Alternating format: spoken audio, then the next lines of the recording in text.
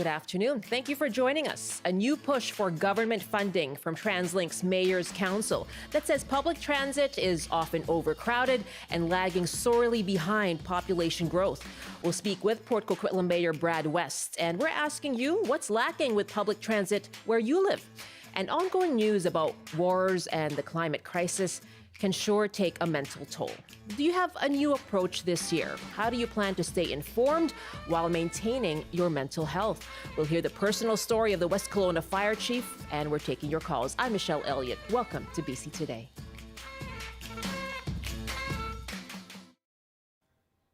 Thank you for joining us on CBC Radio 1 and live streaming on the CBC News app, cbc.ca/BC, and on the CBC Vancouver YouTube page.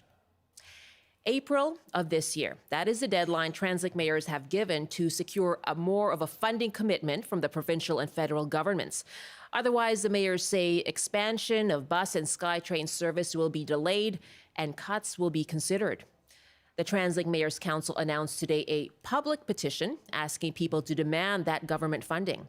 Brad West is mayor of Port Coquitlam and chair of the TransLink Mayor's Council. Good afternoon. Thank you for having me. Thanks very much for joining us. Why are you making this push now for funding and a commitment from the federal and provincial governments by April? Well, we're at a very critical phase. We've been having ongoing discussions with the provincial and federal government for some time now. And while those conversations have been positive, they haven't resulted in any real commitment for the funding that we need to deliver the transit options that people in this region deserve. And so it became apparent to us that now was the time that we needed to have the public weigh in to make their voices heard and to send a message to Victoria and Ottawa that transit service needs to be expanded in Metro Vancouver. It's falling behind. We're experiencing record population growth, and our quality of life in this region is going to deteriorate significantly if our system continues to fall further and further behind. You made this announcement in Surrey at a transit station there. How critical is this issue for people in Surrey? Very important to people in Surrey and, of course, right across Metro Vancouver. But there are certainly parts of our region that are experiencing very, very significant population growth. And unfortunately, they are some of the most poorly served by transit as it currently stands. Surrey has had just an exponential increase in transit ridership over the last number of years. And it is very common in the city of Surrey and in a number of other cities to see buses completely full, people being passed by, people trying to squeeze their way onto SkyTrain cars. And this is only going to become more and more pronounced and get worse if we don't see the federal and provincial government step up at this time. Brad West is the mayor of Port Coquitlam and chair of the TransLink Mayor's Council. We're taking your calls as well. Let us know what's lacking in public transit service wherever you live in the province. You can call us 1-800-825-5950, 604-669-3733. And let us know what you think of this call on the public to join a petition to demand that funding from the upper levels of government.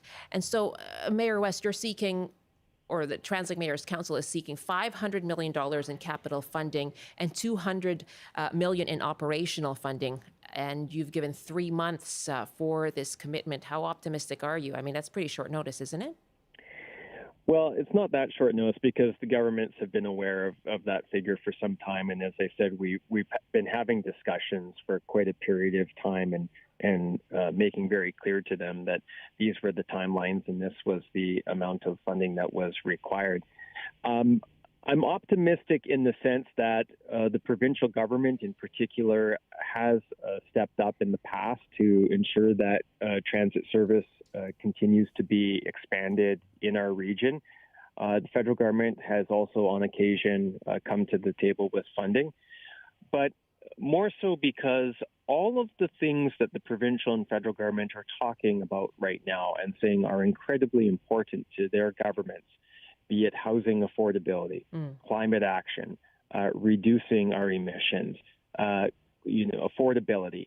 all of these issues are really underpinned by public transit. You cannot have transit-orientated housing without transit. I know that sounds kind of simplistic to say, but it's the truth.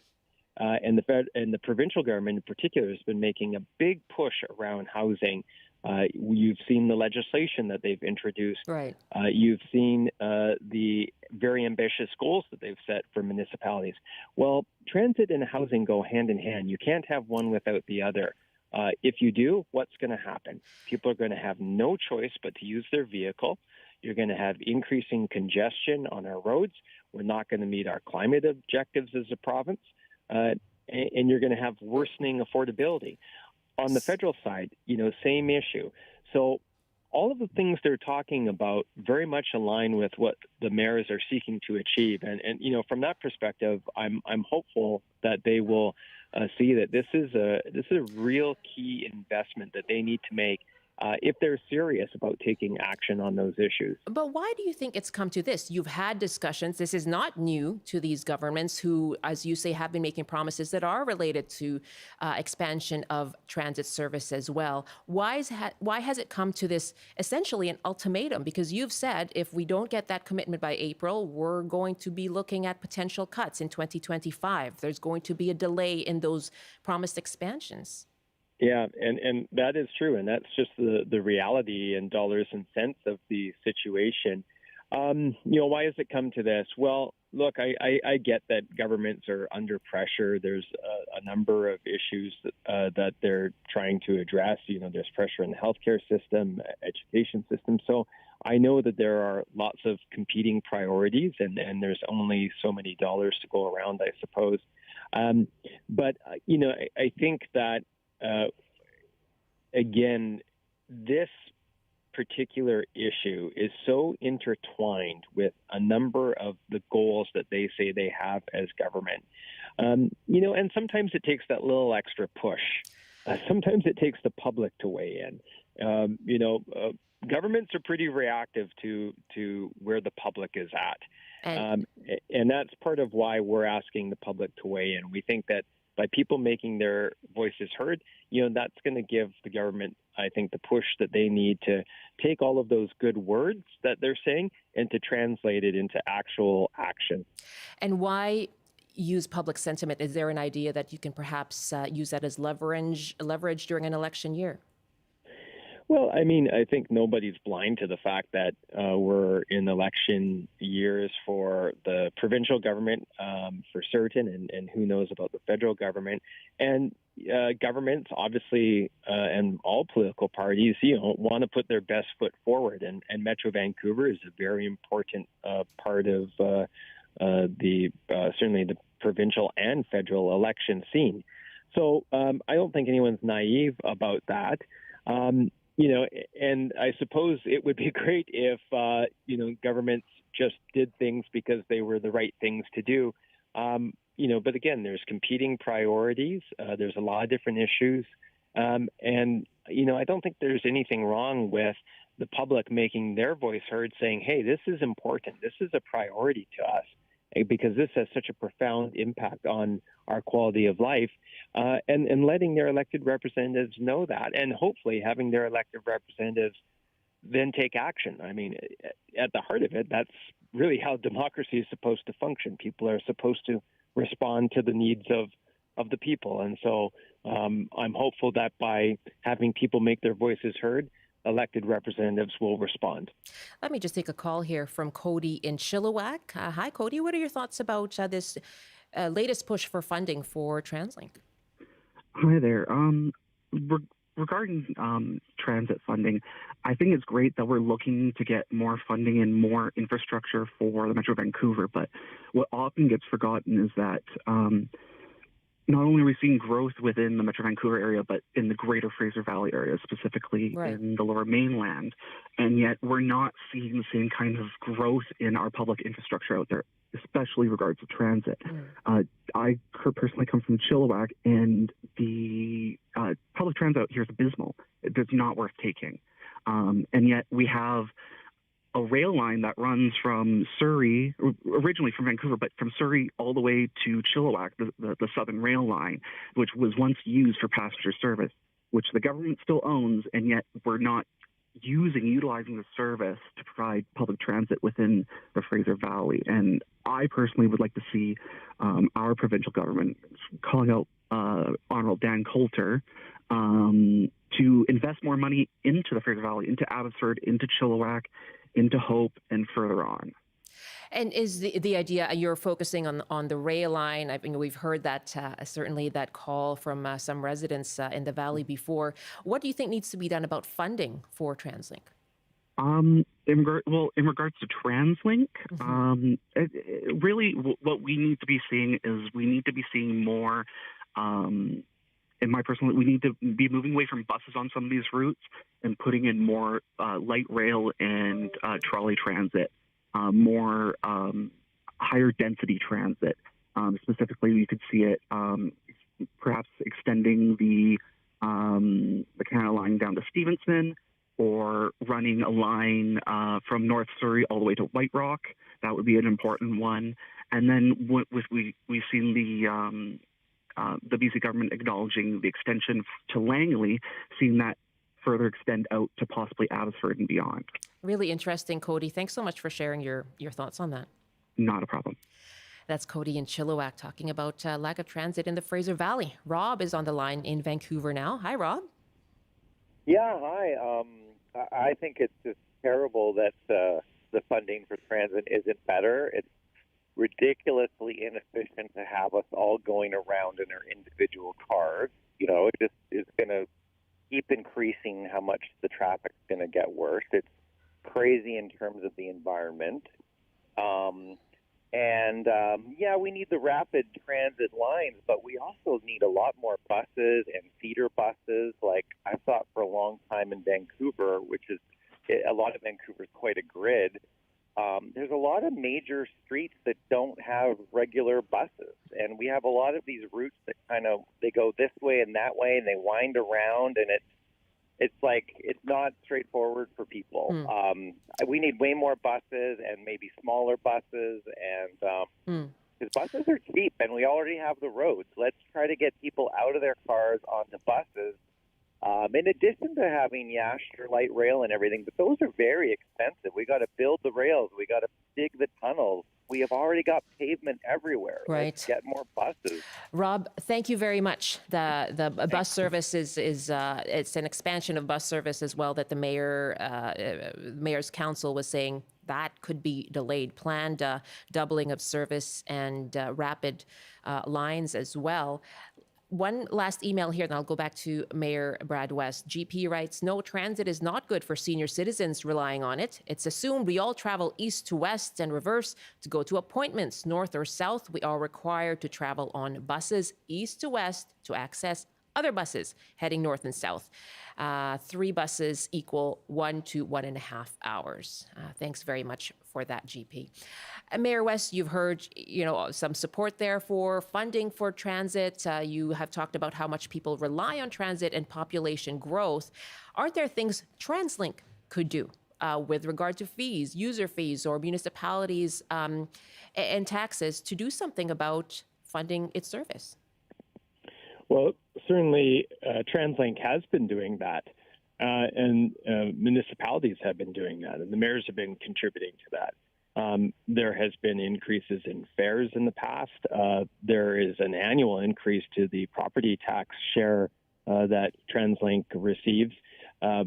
But for us to be able to deliver the transit system that our region needs, and people who've called in and emailed in are speaking to it, it's going to require every level of government to come to the table.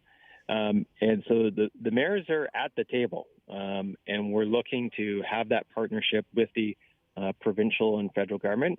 The province has been a good partner in terms of ensuring that TransLink could get through the pandemic without experiencing some of the very significant service reductions we saw in other parts of the region.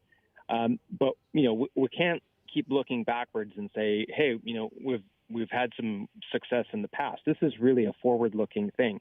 And for us to get beyond the incrementalism that our region has experienced over its history, where, once every couple of decades you deliver an expansion or an extension of the SkyTrain system, to get beyond that and to really get into what people are hitting on here is the need for a robust transit system that it can realistically get people where they need to go, no matter where they live in this region. It is going to require everyone at the table, provincial, federal, and local government. And so I know the mayors are at the table. We want to, quite frankly, we want to have to stop going through this this process of we need money. We need money. We need to get a partnership that allows us to start delivering. Mayor West, thank you for your time. Thank you very much for having me. Brad West is mayor of Port Coquitlam and chair of the TransLink Mayors Council. It's 12:21 now. An update for you on CBC Radio's technical problems today. We are happy to report we're now back on the air as normal across the province. Earlier today, there was a major server failure impacting broadcast content in regions across the country. You can now hear regular programming on your radio, on the CBC Listen app, and of course, as always, you can listen to us on radio and on CBC Listen and watch us as well, live streaming on our website, cbc.ca/BC. On YouTube as well, just search for CBC Vancouver. Thank you very much to the crews who worked tirelessly on getting that fixed, and to you, our audience, for your patience. Thanks for sticking with us throughout those issues. It's 12:22, 1:42 in the Mountain Time Zone. You're with BC Today. As temperatures drop, people living outside are struggling with the cold and snow. A tent encampment in Kelowna now has ballooned to 200 people, more than 200, despite efforts to create more shelter space. Our Brady Strachan spoke to some of the people living there now. With no available shelter space,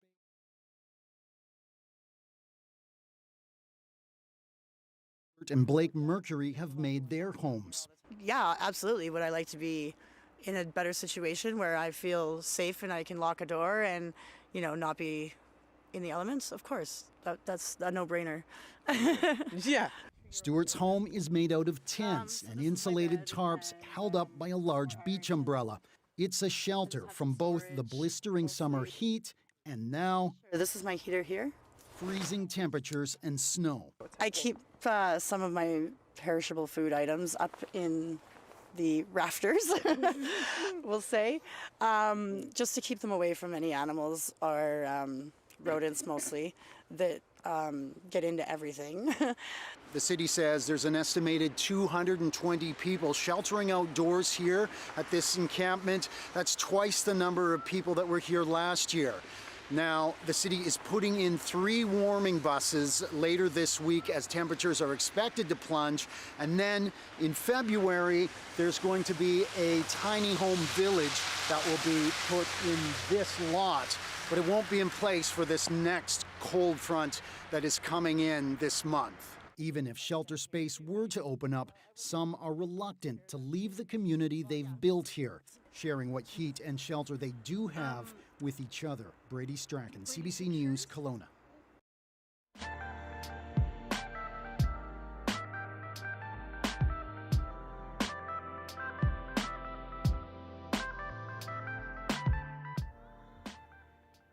Thanks very much, Brady, for that story. We'll continue to follow, of course, the cold weather today, as you have been hearing up north.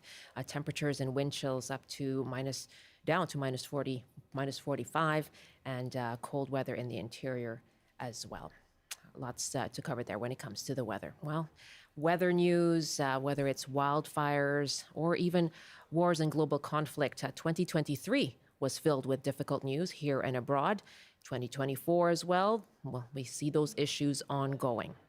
While it's important to stay informed, the news certainly is laden with descriptions and imagery that can take a toll. We want to talk about what it means to bear witness and the impact it has on our collective mental health.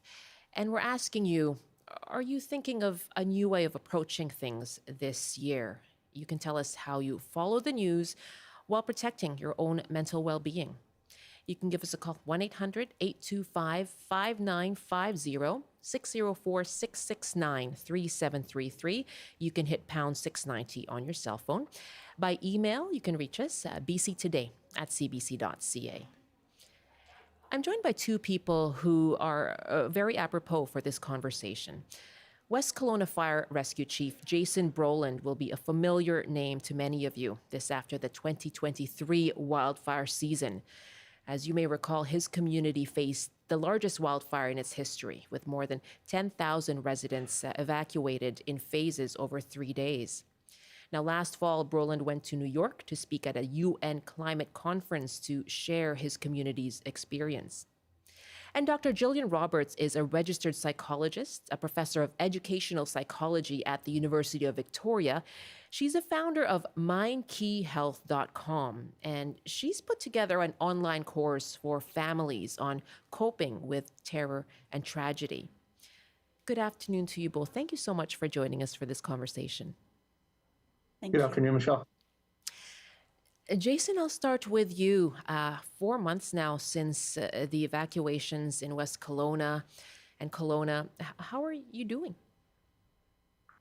Well, I think all in all, we're doing well. I think it continues to be difficult, particularly for those who lost their homes. With the Christmas season, obviously couldn't have been easy. And our hearts go out to those people who are still struggling. But that said, I think our community is beginning to recover. More now, we're talking about how to build back. We're talking about lessons learned, and we're talking about how do we move forward.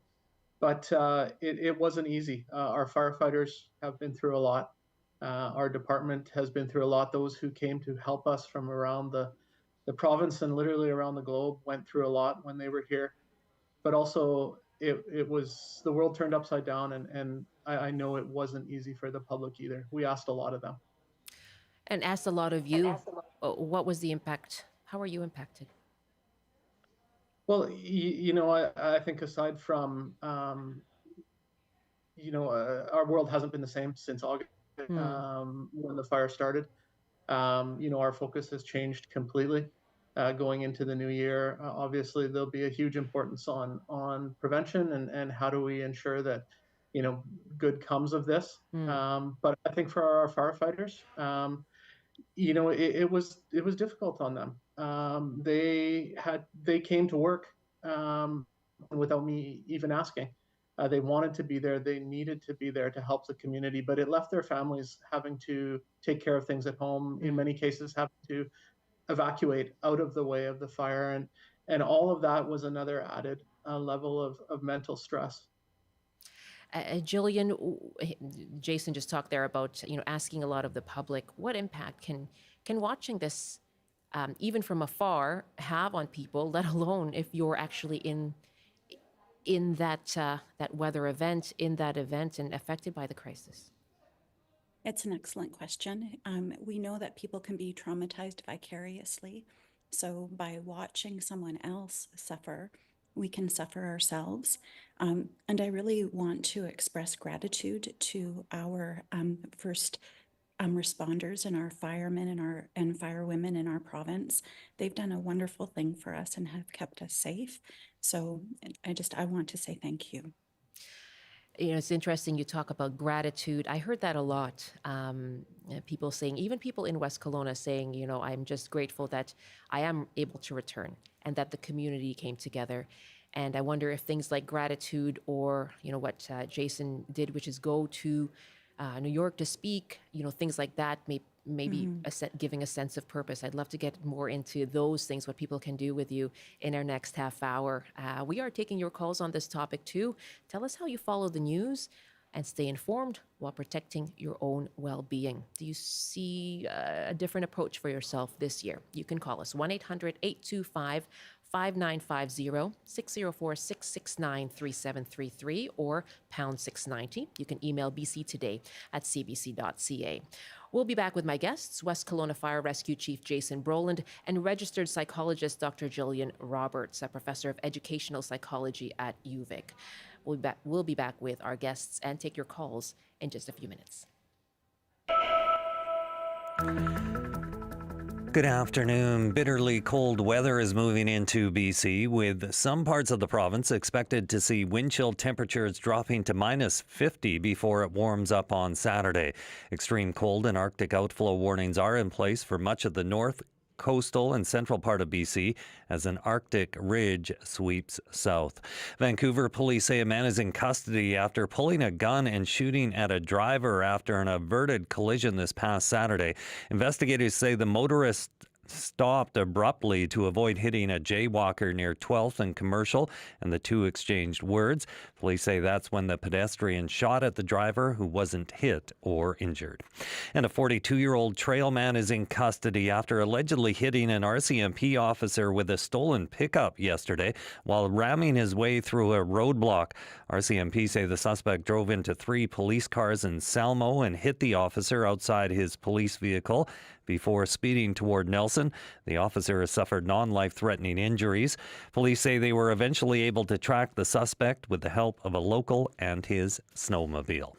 And now the forecast: extreme conditions continue with Arctic storm, extreme cold and snowfall warnings covering most of the province. On the north coast, sunny this afternoon with a high of -1, highs to -26 with light snow in the Peace. In the central interior, mainly cloudy with a high of -18. Highs from -3 to 0 and cloudy in the Kootenays. In the southern interior, a mix of sun and cloud with a high of -3 as well. And a chance of showers this afternoon in the Fraser Valley, mainly cloudy in Metro Vancouver and Greater Victoria with highs from 4 to 7. And that's the CBC headlines from Vancouver. Wow. -40. Yeah. -45. I don't know. -50 wind chill. Oh, with a wind chill. Can't That's forget chilly. about the wind chill. Do you know what the coldest you've experienced is? No, I don't. No.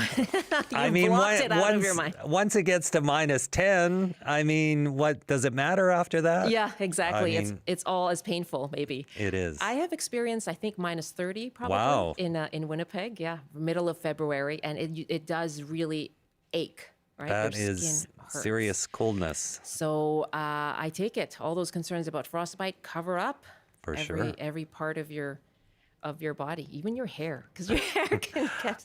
Is that a hair colored. joke, Is that- no. Michelle? Is that obviously I wear a toque. All right. The skin even more so, Rob. Yes. So All there right. you go, right? Okay. Yeah. And we're going to be worried about that here as well in the perhaps not quite as cold, but in the coming days Yeah, too. it's going to get cold here for sure this weekend. Bundle up, everyone. Okay, Rob, thank you very much. bet. You always see some kind of a burn in there when there isn't one.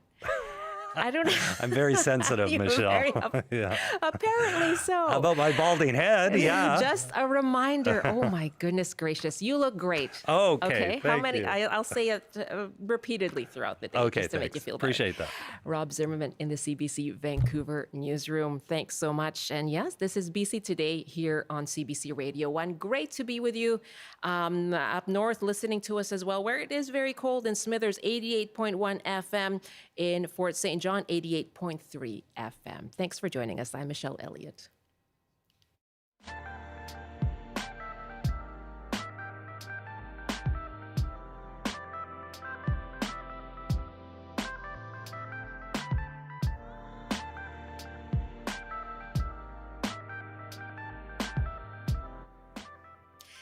It is 12:34 now, 1:34 in the Mountain Time Zone. Well, let's continue our conversation now that we started just before the news update there. We are discussing what it means to bear witness to difficult news stories and the impact they can have on our collective mental health. And we are asking you, how do you think you might approach things this year? Tell us how you follow the news and stay informed while protecting your own well-being. You can call us. Love to hear from you and in this conversation. 1-800-825-5950, 604-669-3733. You can hit pound 690 on your cell phone as well. And by email, if you'd like to write us, it's bctoday@cbc.ca. I am joined by two guests for this conversation: West Kelowna Fire Rescue Chief Jason Brolin, and also joined by registered psychologist Dr. Jillian Roberts, and also a professor of educational psychology at UVic and the founder of MindKeyHealth.com. Now, she has put together an online course for families coping with terror and tragedy. I'll start with that as I go back to you, Dr. Roberts. What led to this course? Well, I think I started to become interested in terror and tragedy after 9/11. I've been practicing for a very long time, and there was a sharp increase in families wanting help after like raw footage of 9/11. And in many classrooms, the TV was just turned on, and there was raw footage of very traumatic scenes. That was a turning point for me in my career. And what do you recommend? I know this is aimed at families having those conversations with their children. What are some tips that you can share? Well, I'm fortunate that my field has done a great deal of research around this, and we know what we should do in the wake of tragedy. And I will say that there are three main important things, whether you're talking to a child or you're talking to someone, like if a first responder was talking to someone fleeing. And those three things are: number one, validate their emotional experience, connect with them, like identify that it is scary, identify that there's changes in the air and that it's difficult to deal with, and that you would feel similarly afraid if you were in their position, right? So number one, validate their emotional experience. Number two, make sure people are not isolated. Bring people together. If there's children that have seen something on the television, bring the family together, bring a school together, bring a community together. That's why things like vigils are so important. And the third is create some way for people to have agency, like some way for people to feel like they're contributing or they have choice, so it can be, would you like to be on this cot or this cot in the emergency center? Just even small things, that sense of having some kind of control tends to allow people to bounce back much better from a traumatic event. Okay, I just want to reiterate those 3 points: validate the feelings, come together and make sure people aren't isolated, and give people a sense of agency. And I'll go back to Fire Chief Jason Brolin on that. We have done interviews with residents in West Kelowna who came together, collected blankets and household items, personal care items for people who had to flee. What do you make of what you did see in your community and how that helped people to cope with the trauma they were experiencing?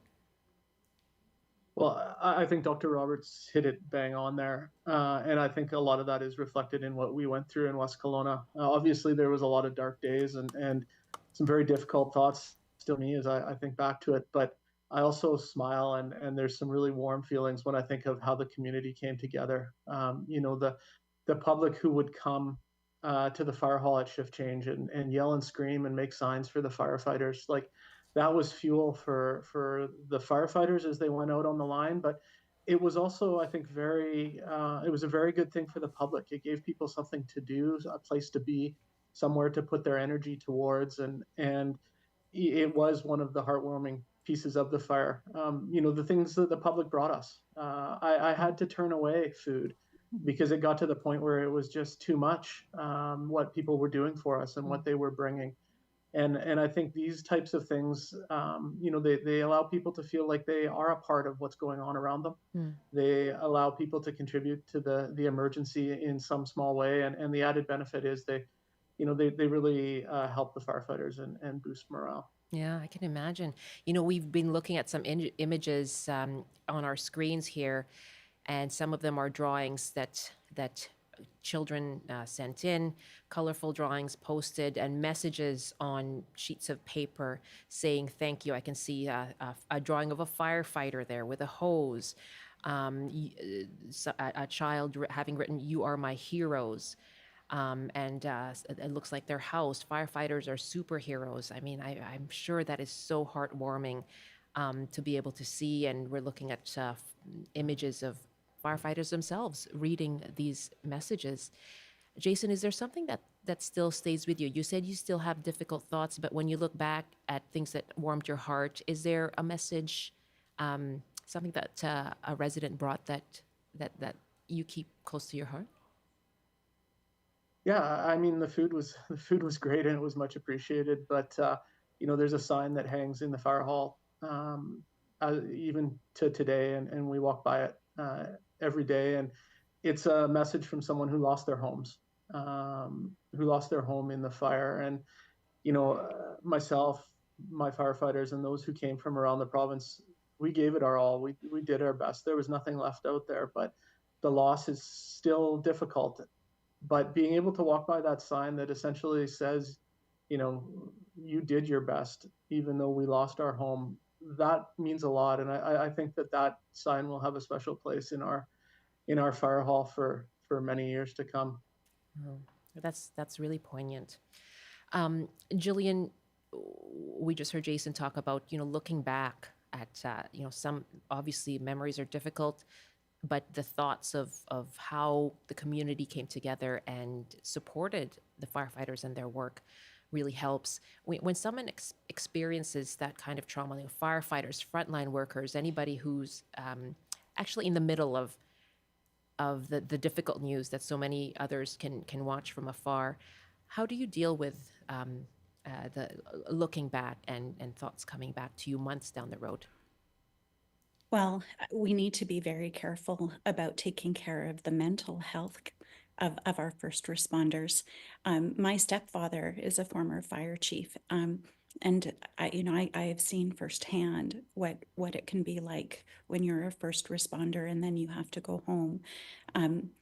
One of the most important things to consider is the frequency and duration of distressing feelings. If you're experiencing significant distressing feelings or flashbacks, nightmares, things like that, more than a month after an event, we know that we're getting into sort of PTSD territory. Okay. So for us, it's the frequency, severity, and duration of the symptoms. And it would be at that point that we would want to make real sure that our first responders had access to high quality mental health care. That's really important to keep in mind, when that it's time to seek professional help.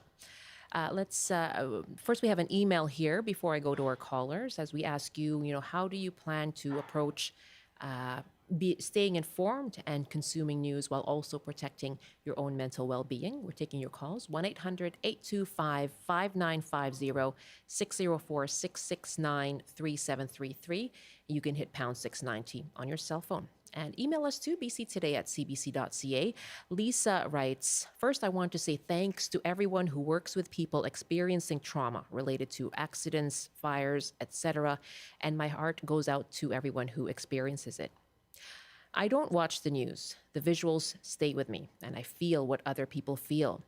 For example, I've still never seen the World Trade Towers fall. I stay in touch with what's happening locally to the world, new and at all levels in between, thanks to CBC and PR.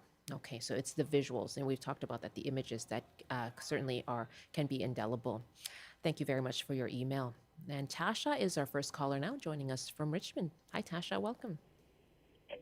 Thank you for taking my call. I'm very affected by the events of October 7th in Israel, the Hamas slaughter of so many innocent people. I'm Jewish. I'm a proud Jewish Canadian. And since that time, I've had to pinch myself because the experience of anti-Semitism around the world and right here in Vancouver and Canada, Toronto, my home city, is something that I just can't believe that I'm living through what my ancestors lived through. And it's very graphic, and it's very out there, and it's on social media, and it's in our faces. And I find that my consumption of news has really, really narrowed down because it's too difficult. It's too overwhelming, and I was quite a news junkie before that. I want to know what's going on, but I don't want to know what's going on. And I want to hear from allies, and I'm not hearing from allies. So it's a very, very difficult time, and it is very traumatic. And plus what's going on in the United States and the fear of another fascist leader like Trump. And, of course, the slaughter of innocent Palestinian people. I mean, the world just can't seem to figure out that we do better when we don't hate each other. So I'm really very demoralized, and I can barely listen to the news or anything at this point. As I say, I want to know and I don't want to know. And I want to believe in people, and yet I feel let down by people in the kind of global total sense, and I feel very let down by our political leadership. So that's my story, and I know I'm not the only person that feels that way. Mm-hmm. And the weight is heavy. I mean, I hear it in your voice, Tasha. It's certainly heavy. And so, do you think that will be your approach, a continued approach, then cutting back on news consumption? Yes, I've cut back in a huge way, and I feel better for it. You can only read so much, and you can only hear so much hatred and blood libel and everything that's going on. I mean, these are things we were taught about as children, and I'm in my mid-60s. I mean, my parents went through this growing up. My grandparents went through this. My family was, in the Holocaust. There's people denying the Holocaust. That's not new, But, really, you have to pinch yourself and say, really, is this really what's happening? Gosh, I thought we were more evolved. But here it is, the same old story. So I have to be really careful and just, take it one day at a time. And I do.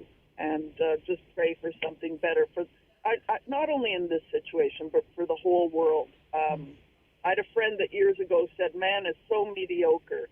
And man is in a lot of ways. Yet we had those stories during the pandemic of people coming together and helping each other. We saw the best. And now we're seeing the worst. So I'm not going to be on this planet that much longer, but I really feel for the generations that are coming up because there's so much hatred, and it's terrible, and it's spewed all over social media, and you can't get away from it. And but I choose to limit it. So limit my intake of it. So a very good topic today. It's very good to hear from you, Tasha. And you've touched on really how much further this goes than, just self-care, right? You talked about a loss of faith in people.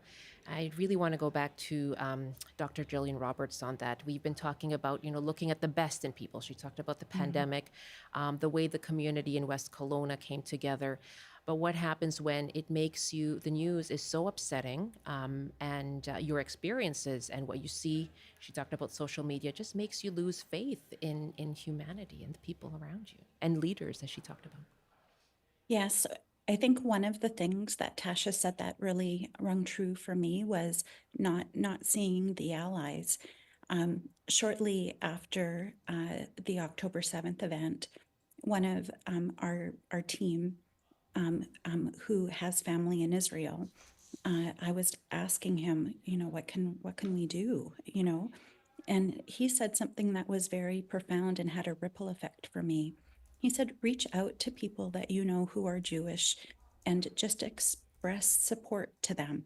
And what that did for me is I sat down and I started to think about people I had met at conferences, former students, former colleagues, people that I hadn't been in contact with for a very long time. And I wrote them, and I just wrote them to let them know that I was thinking about them and praying for the safety of the people in the region.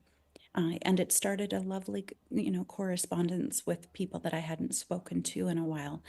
I think that comes to that idea of coming together, that sort of second really important value in trauma response is making sure that people are not isolated. It's certainly an issue we've talked about. We had the Human Rights Commissioner for BC here on the program talking about concerns around a rise in anti-Semitism and Islamophobia, and what her calls were to deal with that. Jason, when you hear that, things that you deal with, it helps when people come together. It helps when people come to aid each other. I guess, how do you feel about the need for that, and what happens when that's not there? Well, I think it's exactly right. I think it's one of the things that we encourage our firefighters to do almost immediately, and that is start talking about it. Not to make people uncomfortable, but just start talking about what you went through. And for us in the fire service, we start doing that as soon as the event is done. As soon as the fire is out, our firefighters are encouraged to talk about it. They're trained to have those types of conversations, and we do that in a more formal sense as time passes. So, I think we talked about mental health for firefighters already and how important it is, but I encourage any firefighters who are out there struggling. The BC First Responder Mental Health Coalition has a website, bcfirstresponder.mentalhealth.com. There are resources if you're looking for help. There are resources if you're looking to provide help. And there are resources for your family there as well. So such an important thing to seek that out, talk about it with your peers, but also for the public to talk about it. Talk about what you went through. Talk about it with your neighbors. That's encouraging to me when neighborhoods come together and talk about what they went through, because the outcome from that is generally a question is asked, and that question is, how can we be better prepared for next time? And I think that is another important thing through all of this is finding a way to direct that energy, that anxious energy that people are no doubt still feeling, towards being better prepared for next time. And that is the Fire Smart principles. Once again, Fire Smart BC has great things that people can put energy into now, that we're hopefully soon turning the corner towards spring and getting prepared for the next wildfire season. So I think talking about it, and I think taking some action so that people feel better prepared can be a great calming factor. Being proactive, finding a sense of purpose. I know you're talking about being prepared for the wildfire season. I know there are concerns with the level of snowpack that we have right now, despite snow coming. It's the reservoirs have still been quite low. I'm interested in what it meant to you to go to New York to speak about climate change and the fact that this is a concern. Did that give you that sense of being proactive? Absolutely. I think any opportunity I have to share what our community went through and how it came through it, but also to challenge leaders who can, change things on a much larger scale than I can, is a very good thing. And that's what my trip to New York was all about. But, I'm not a climate scientist. I just see the results of things on the ground. And that is that, yes, we do face more extreme weather, or so it seems, than we have in the past. But, I can't change the weather. I certainly watch it closely. We have some ground to cover before we get to next fire season in terms of where our snowpack is and where it could be. We always look out for those rains in June, the June monsoons, and that can really influence what our fire season looks like. But all of that said, we can't change the weather, but we can become more prepared through things like Fire Smart and ensuring that our home is more resilient against wildfire. Preparation and being proactive. That's gonna stay with me from our conversation with you, Jason. Let's take another call. Kynan is at Salt Spring Island. Hi, Kynan. Hi there. Hi, and what are your thoughts about staying informed, but also keeping your mental well-being in mind? Well, I think it's so important to treat news sources almost the same way you treat food, and to have a really balanced and spread out diet of news sources. I really like to look at both international headliners as well as the local news sources close to the event. It's really important, I find, to get the emotionality behind the people that are speaking or the people that are writing as well. because that can really affect the wording and the phrasing you see in the document, and even change what it means between different people repeating on the same thing, reporting on the same thing. Well, you've given us a lot of thought, Kynan. Yeah, I guess so. Yeah. And is that, I guess, is there anything changing this year for you at all, or you'll continue to see things that way, that balance? Well, this year I really actually value Canadian news sources. Not that I didn't before, but Canada has a really good location in the world between a lot of different great powers of the current age, and we have a very nuanced position on a lot of different events in the world today, with a lot of different opinions and voices on that. And so I see Canadian news sources actually being one of the best. So in combination with that, and then regional news sources like Al Jazeera in the Middle East, for example, or something similar, you get a really good overall picture without too much of a single point being made. Point of view. Kynan, thank you very much for the call. Really appreciate it. I'm going to end with Dr. Jillian Roberts. I have about a minute left, but just some words of advice to close with from you. I love the idea of talking with each other. I want to make sure that we consider something, and that is not passing the trauma baton.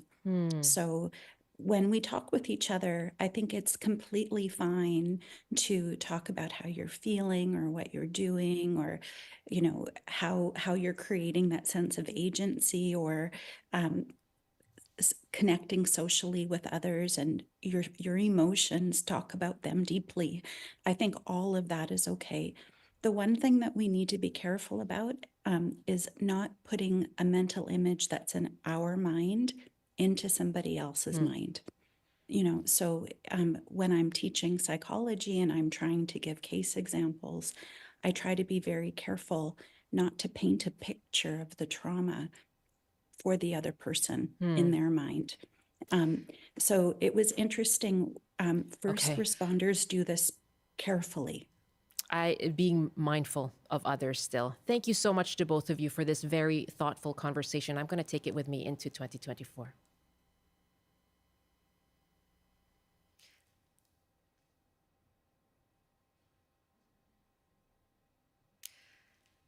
My great thanks to West Kelowna Fire Rescue Chief Jason Brolin and registered psychologist Dr. Jillian Roberts. All the best to you, and thanks so much for those thoughts. Again, the tips that she gave were validate the feelings, come together, and share a sense of agency. And her website is mindkeyhealth.com. We'll post this full discussion as a standalone video on the CBC Vancouver YouTube page. You can watch it anytime. I'm Michelle Eliot. Great to be with you. Have a good afternoon.